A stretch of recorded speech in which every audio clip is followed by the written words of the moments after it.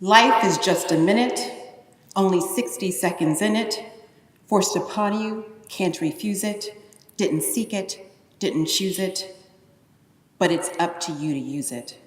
You must suffer if you lose it, give an account if you abuse it. Just a tiny little minute, but eternity is in it. The poem I just recited is titled Life is Just a Minute, and it was written by the Reverend Dr. Benjamin Elijah Mays, a great American scholar, theologian, and activist. I chose to open this speech with that poem for a few reasons. First, it speaks to the urgency of now, an urgency that drives our collective commitment to act for the betterment of communities and to serve the most vulnerable. Second, the poem suggests that life circumstances aren't always ideal or elected, yet individual agency exists and should be leveraged to influence one's context. The third and final reason I share this poem with you today is to illustrate the fact that our choices have consequences. The last line of the poem is so powerful because it speaks about eternity and how our individual choices have unbounded effects. The urgency of now, agency, and the consequential nature of our choices are the building blocks for the topic at hand today, harnessing your collective power for impact. To effectively harness your power, it's imperative to be strategic about when to start and how to engage so that real lives are changed and that the quality of life here in York improves. So please allow me to explain what I mean by the phrases when to start and how to engage. In life, there are generally three types of problems: simple, complicated, and complex. Simple problems can usually be addressed by commonly known solutions that your average person is able to execute. Complicated problems usually do involve an expert. However, the problem itself is easily defined and the influencing variables are easily isolated. Complex problems, on the other hand, don't have clear causes and their influencing variables can't be easily isolated. Because problem definition is difficult in these situations, steps for solving complex problems lack clarity. Community challenges fall into the last category of problem, but traditional approaches to solving community problems don't adequately respond to the inherent complexity. For far too long, place-based initiatives and community revitalization efforts were designed for incremental improvements rather than systems change. As such, the efforts did not untangle the underlying and intersectional challenges that had compounded over time. The collective impact framework aims to correct that mistake. Collective impact is a structured, multi-sector approach to systems change. Unlike other approaches to collaboration, collective impact is distinguished by a long-term commitment to a common agenda that seeks to address the root causes of societal problems. Another way that collective impact differs from other forms of collaboration is that it's less about doing more of the same and more about doing things differently. And I think that point bears repeating. Collective impact is less about doing more of the same and more about doing things differently. It requires intentional coordination and mutually aligned activity to materially change a system that is no longer working for the people it is intended to serve. Those of you in this room who are familiar with systems change theory Know that sustained change requires mindset shifts.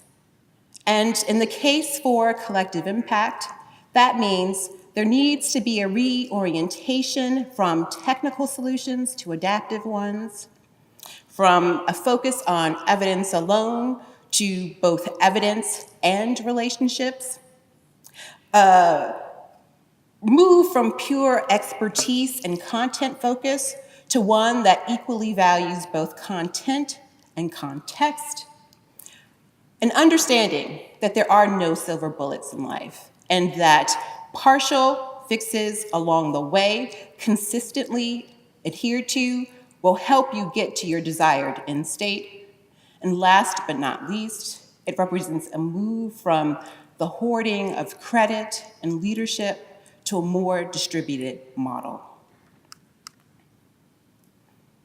And perhaps the biggest mindset shifts for most are around the concepts of equity and inclusion. It's become abundantly clear to me and my colleagues that collective impact falls short of its true potential when implemented without equity and inclusion intentions. Explicit attention must be paid to the policies, practices, and norms that create and reinforce patterns of inequity and exclusion. Patterns that eventually become the systemic barriers when left unchecked.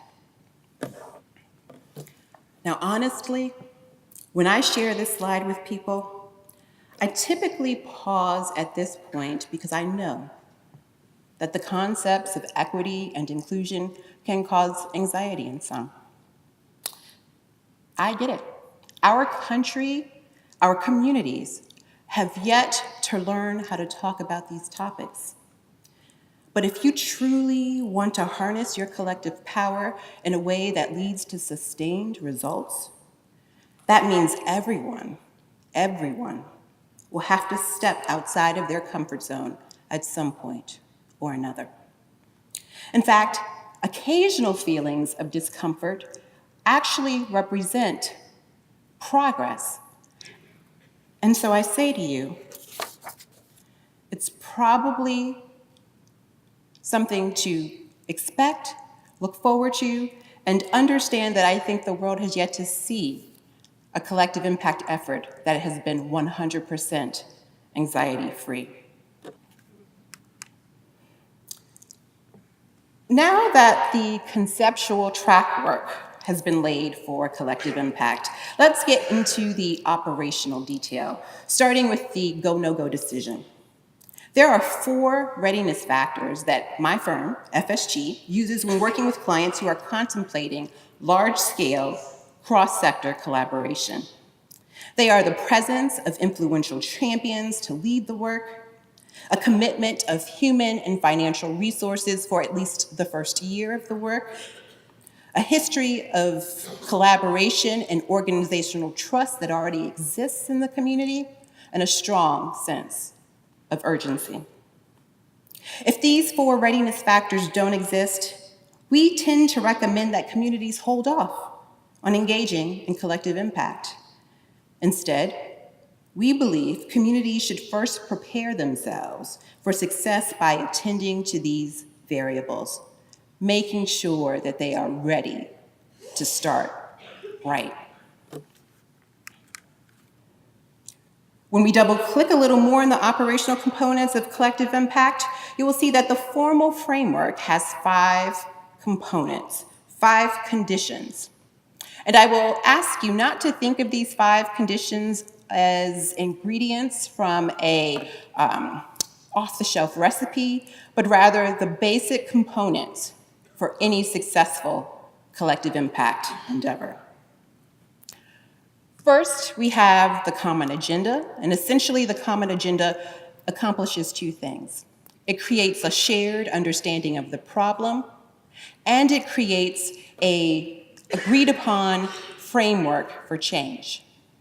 Secondly, we have a shared measurement system, which drives both accountability in the group and a sense of performance management within the work. Third is mutually reinforcing activity, which is all about embedding differentiated yet coordinated efforts. Fourth is continuous communication to consistently cultivate awareness and trust. And last but not least is the fifth condition for collective impact, and that is backbone support. And this condition should never be underestimated. The backbone represents dedicated staff that convenes, coordinates, and supports participating organizations. The collective impact framework is executed by a shared leadership model involving a steering committee, a backbone, working groups, and community partners. When executed with fidelity, the collective impact model looks a little something like this. You start with an ecosystem of community partners that have a history of working very independently from one another. Then, at the beginning of any collective impact effort, you have a steering committee. The steering committee simply represents a cross-section of community partners who are agreeing to champion the work and provide strategic guidance, and the backbone, which we just discussed. Together, they work to define a common understanding of the problem, an agreed upon solution to address that problem, and a way of measuring their progress toward goal. Eventually, through mutually reinforcing activity, those autonomous community partners start to generate alignment and value through working groups. The work of collective impact is sustained and nurtured through continuous communication that ensures that everyone in the system is aware of what's happening, that there's two-way communication between the actual practitioners of the work through the working groups and those providing the daily management and guidance. So that, my friends, is collective impact in action. And I'll say to you that my colleagues and I have the great privilege of having worked with and been exposed to collective impact efforts across the globe. And we can say that even when there are some liberties taken with the model, collective impact inspired efforts still accomplish marvelous things. For example, let's examine the case of Hope Starts Here, an early care and education initiative dedicated to making the city of Detroit one that puts children and families first. The Kellogg and Kresge Foundations made a 10-year commitment to support a collective impact-inspired approach spearheaded by Early Works, a local community engagement and communication partner, once they realized that most of Detroit's children and families really were not benefiting from the long-awaited economic resurgence. They jointly decided to combat the trend by fostering an initiative whose ultimate aim was to build a community blueprint for brighter futures, especially for those long-term residents of Detroit. This ambition gave birth to a one-year community engagement process that aimed to accomplish three things. The first was to create a vision for early childhood in Detroit that gives every child a strong start at life. The second was to develop a blueprint for action to make that vision a reality. And the third was to inspire people across the city to actually bring the blueprint to life.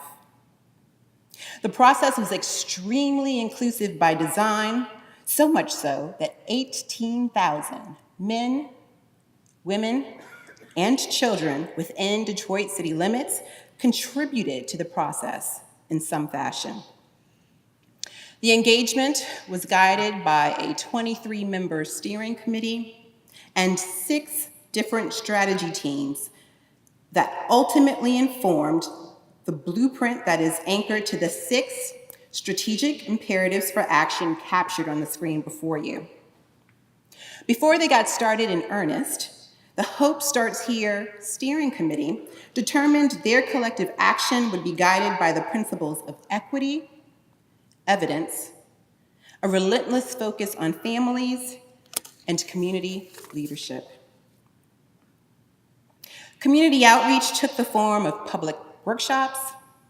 They held more than 100 listening sessions of varying sizes all around the city. They administered surveys and the like.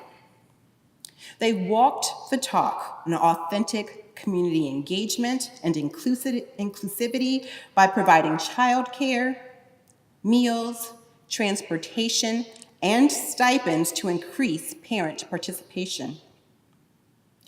Partnerships were established with local nonprofits to build the leadership skills of family participants, and most importantly, regular feedback loops were put in place to share progress with the community along the way.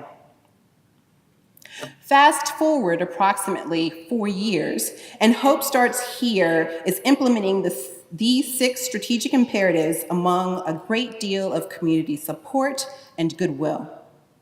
The backbone has a number of dedicated staff members who facilitate daily progress against the blueprint and foster collaborative learning, while the steering committee remains committed to reshaping systems to better serve children and families. Hope Starts Here is a powerful example of a community using a collective impact-inspired approach to respond to the urgency of now, exercise individual and organizational agency, and make choices of positive consequence. Now, at this point in the speech, I realize there might be a few of you out there who are starting to ask yourselves whether or not the juice is actually worth the squeeze. Asking yourselves whether or not collective impact actually has impact. To answer those questions, I'll respond by saying that FSG, my firm, commissioned a third-party study in 2017 to understand the extent to which and under what conditions collective impact actually creates population-level changes. It was titled When Collective Impact Has Impact, and it was a cross-site study of 25 different collective impact initiatives across the country. The key finding was that collective impact undoubtedly has impact and contributes to desired population change. It also raised up a number of different implications that I think is very useful for any community looking to engage in collective impact. The first is that it is worthwhile up front to clearly define the problem and to be clear about who your target population actually is. Second, it mentioned that communities really shouldn't rush to put all 5 conditions of collective impact into place. They're all important, but 2 are chief among them, and they are the backbone and common agenda. These foundational pieces should be prioritized and focused on first. Third was that common agendas are strongest when they are developed using an inclusive, evidence-based process. And fourth, backbone functions thrive when they are staffed by individuals who are skilled at leading from the middle and not seeking to take the leadership role themselves. Since the work of collective impact is slow to produce population-level results, it's worth understanding how collective impact efforts can sustain momentum and navigate the ebbs and flows of their life cycle. Let's take the case of TYSA, which stands for Tackling Youth Substance Abuse. TYSA is a collective impact effort that was formed to respond to the alarming rates of alcohol and prescription drug abuse on Staten Island, a borough of New York City that is both tight-knit and generally comfortable with its insularity from its sister boroughs. Organizational leaders on Staten Island generally know one another, And many of these folks had developed the opinion over the years that the abundant resources of New York City's health systems really weren't accessible to Staten Island. This sentiment can be attributed in part to the fact that Staten Island had neither a local public health office nor a city hospital. Despite having some of the worst substance abuse, cancer, heart disease, infant and maternal mortality rates in the state. TYSA is housed in a nonprofit organization called the Staten Island Partnership for Community Wellness, oftentimes referred to as SIPCW.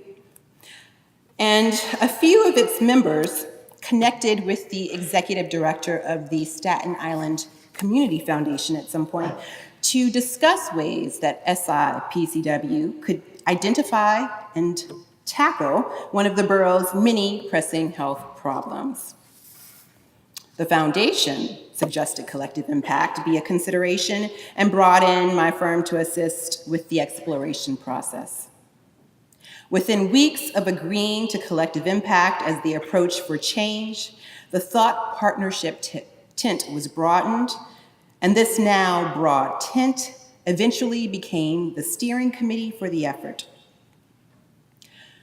After about a year's worth of research, including more than 100 community member interviews and thoughtful deliberation, it was decided that youth substance abuse would be TYSA's focus, and a course of action was agreed upon that would distinguish TYSA from the siloed, adult-focused substance abuse efforts of the past.